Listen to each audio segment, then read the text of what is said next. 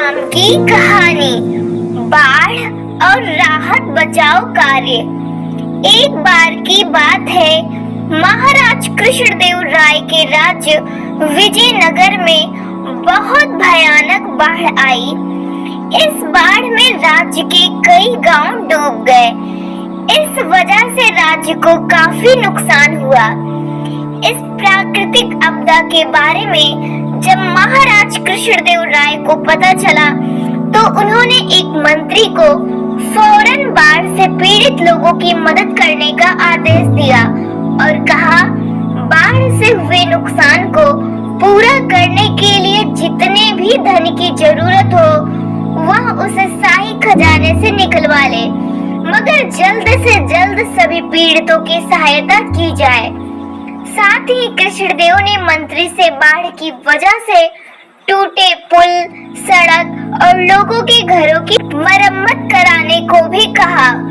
महाराज का आदेश पाकर मंत्री ने शाही खजाने से ढेर सारा धन निकाला और लंबे समय के लिए गायब हो गया। काफी समय तक मंत्री के दिखाई न देने पर महाराज और अन्य दरबारियों को लगा कि मंत्री बाढ़ पीड़ितों की मदद करने में जुटा होगा। इस वजह से वह इतने दिन से दिखाई नहीं दिया। मगर तेनालीराम को मंत्री को लंबे समय तक गायब होना हजम नहीं हुआ। इसलिए तेनालीराम ने मंत्री के गायब होने की असल हकीकत जानने का मन बनाया। इसके बाद से तेनालीराम रोज की तरह दिन में दरबार पहुंचता और रात को राज्य में शामिल सभी गांवों में घूमकर किए गए राहत कार्य का मुआयना करता।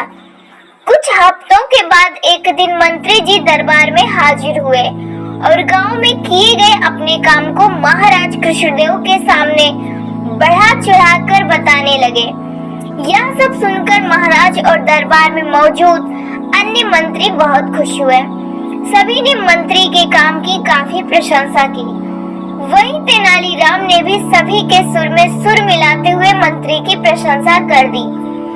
कुछ देर बाद जब दरबार का कार्य खत्म हुआ, सभी दरबारी अपने अपने घर चले गए, लेकिन तेनालीराम वहीं अपनी जगह पर बिल्कुल शांत बैठा था।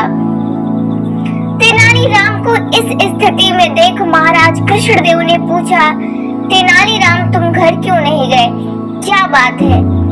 इस पर तेनालीराम बोला, महाराज, मंत्री ने राज्य में जो राहत और बचाव कार्य किया वह अपनी जगह है, लेकिन यदि आप प्रजा से मिलेंगे तो उन्हें इससे ज्यादा खुशी होगी।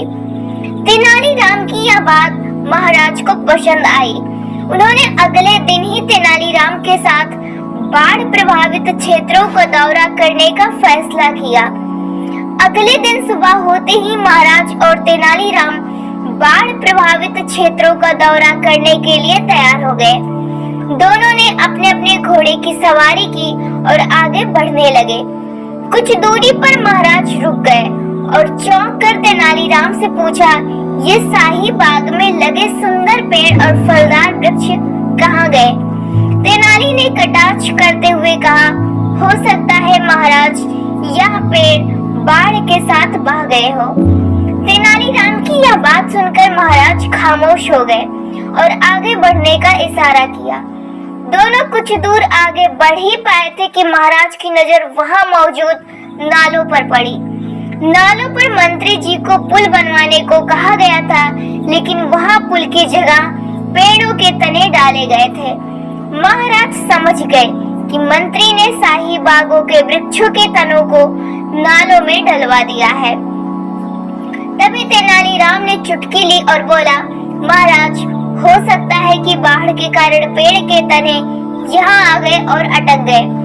मंत्री जी जिस पुल के निर्माण की बात कर रहे थे वह आगे होगा। इस पर भी महाराज कुछ नहीं बोले और आगे बढ़कर एक गांव में पहुँचे। गांव में चारों ओर बाढ़ का पानी भरा हुआ था। वहां मौजूद लोग बाढ़ के कारण बेहाल थे। कुछ लोग जान बचाने के लिए अपने घरों पर पड़ी खपरेल पर चढ़े हुए थे, तो कुछ पेड़ों पर रह रहे थे। यह नजारा देख तेनालीराम बोला, देखिए महाराज, मंत्री ने इन लोगों को पेड़ों और घरों की छतों पर चढ़ा दिया है ताकि भविष्य में भी इन्हें बाढ़ से कोई नुकसान न पहुंचे। अब महाराज कृष्णदेव राय के सब्र का बांध टूट गया और गुस्सा से तिलमिला उठे। बिना देर किए वह वापस अपने महल आए और उस मंत्री को दरबार में हाजिर होने का संदेश भिजवा दिया। मंत्री डरते डरते दरबार पहुंचा। उसे देख महाराज का गुस्सा फूट पड़ा। उन्होंने मंत्री को खूब फटकार लगाई और जल्द से जल्द सारा धन शाही खजाने में जमा कराने का आदेश दिया। वहीं महाराज ने अब राज्य में राहत और बचाव कार्य कराने का जिम्मा तेनालीराम को सौंप दिया। साथ ही उसे धन के हिसाब किताब का भी काम दिया और मंत्री किनारे मुंह लटकाए खड़ा रहा। कहानी से सीख। बच्चों, इस कहानी से हमें यह सीख मिलती है कि जब कोई आप पर भरोसा करके कोई बड़ी जिम्मेदारी दे तो आप पूरी ईमानदारी और निष्ठा से उस काम को करें ताकि उसका विश्वास आप पर हमेशा बने रहे।